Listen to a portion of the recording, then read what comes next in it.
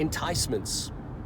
So in the legal profession, there's a type of an agreement called an enticement agreement. It's the kind of agreement that gets an artist or a musician or a creator of some kind, whether it be a filmmaker or a stage musician, to basically get excited about something and thus sign the agreement as a mode of going towards the next step, which would be to fulfill that obligation.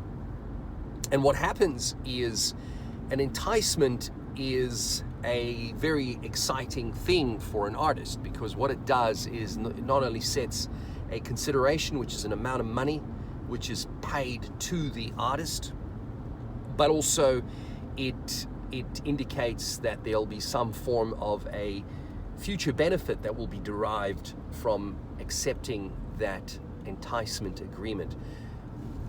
An agreement, for the most part, consists of an enticement, right? Which is a consideration. But an actual enticement agreement is an agreement that's founded, it's based on, it's basically the core of it is what it's going to give the artist. So it's more than just a consideration. The consideration in an agreement can be $1, but an enticement can be, it can be anything that the either distributor or the event owner, event manager, whatever it is, decides to give to you. And obviously you want it to be an enticement. You want it to entice people. So what's happening in the world right now is that everything we see open are the enticements. Everything that we see that is there to suck you in, make you desire this thing, is the reason why people would take the abomination. I have got many reasons why I can show you that the way that the enemy would do this would be to entice you. You see, what happens is, in any type of an enticement agreement, one of the reasons why the event owner or the event manager would have you come on board, entice you to come on board and entertain people, entertain the world, etc., is because you're of value. You are of value. And there's no other way that he can access you. So he has to entice you. He has to give you things that are valuable, things that are exciting, that will get your blood pressure, into a place of at ease, your adrenaline glands pouring with juice. It's the only way that he can do it, is to make it exciting. And that's what's happening in the world right now. We're getting more and more of this,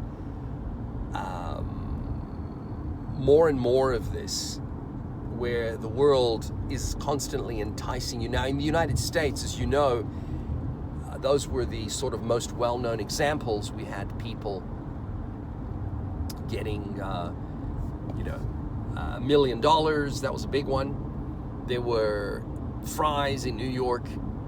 They were strip clubs. They were, enticing you with all kinds of things. Some of the ones I can remember are weed. You could get extra weed for smoking. You could get, what else would weed be used for? You could get a night with a girl, in some of these bars and places. So it became quite a thing, and it has become quite a thing. But now it's more heavy-handed. It's more of a stick. There's still all of these things that are out there you can't go to now. You cannot go to restaurants. You can't go to cafes and sit down and enjoy food, drinks. Everything has to be on takeout. And there are very few places that you can sort of visit left. And this is what's happening. We are dealing with a situation right now where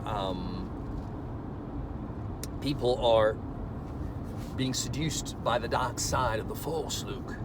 They're being seduced. They're being pulled across into that place where they can't, they cannot, basically they feel they cannot live. Here's an example. This is a very sad example. It's my son and I agreed, this is my little son, agreed that we would go and see Uncharted, the movie, together. Guess what? Can't go and see Uncharted with him. It's very, very sad because,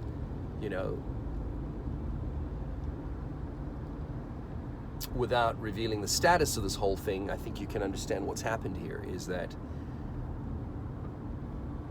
the system doesn't allow me to basically meet up with him in a cinema, which is extremely sad. And we're seeing more and more of this. I was at a prayer connect the other night, and all of these wonderful prayer warriors were praying,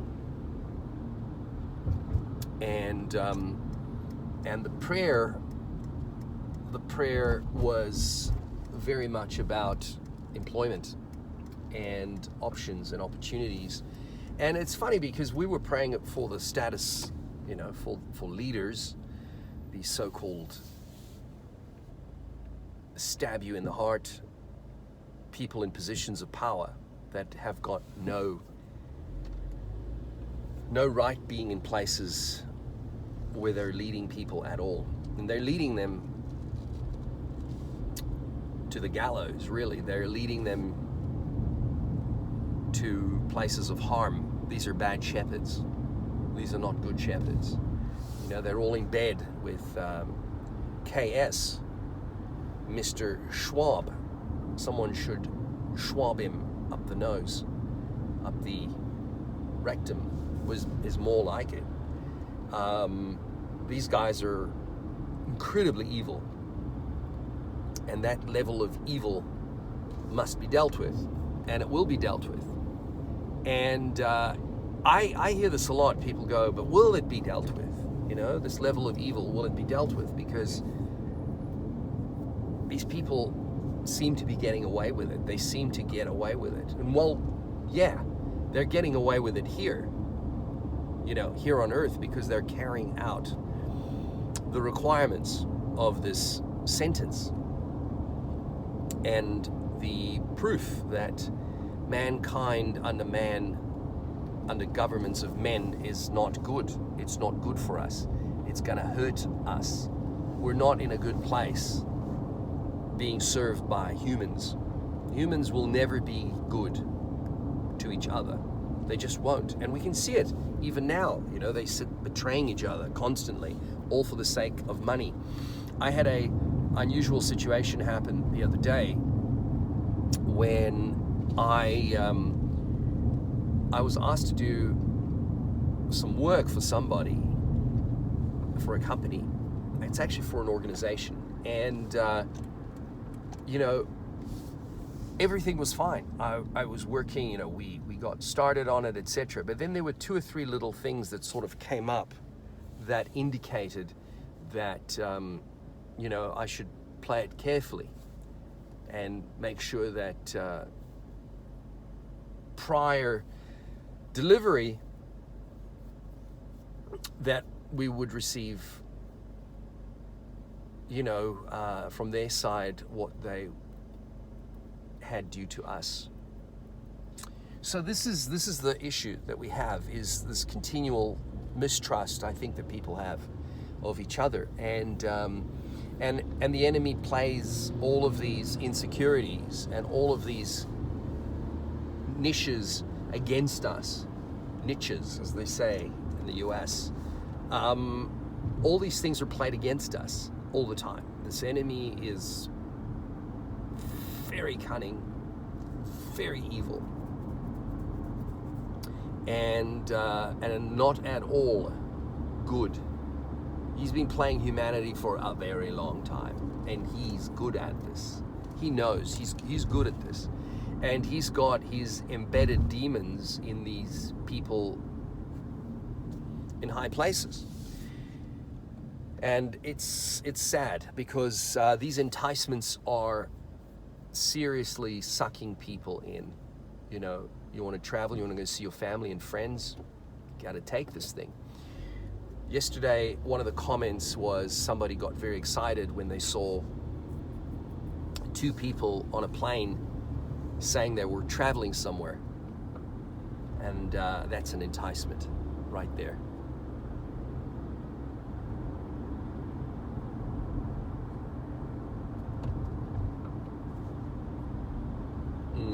Sorry, there was a call coming in. I thought I would probably take it, but then I realized maybe don't take it. But that is the issue. That is the issue right there, is, you know, people are trapped. And I think this is what's happening right now, is these mandates that are falling worldwide. They've created this hiatus, this gap where people want to travel. They need to travel. They need to get back home, or they need to go and see their family members, or whatever the case is. And once people have splurged out worldwide and now they're traveling again, they'll bring down another lockdown, and this time it'll be a severe one. People will be stuck. They'll be stuck behind these other country borders, and they won't be able to escape.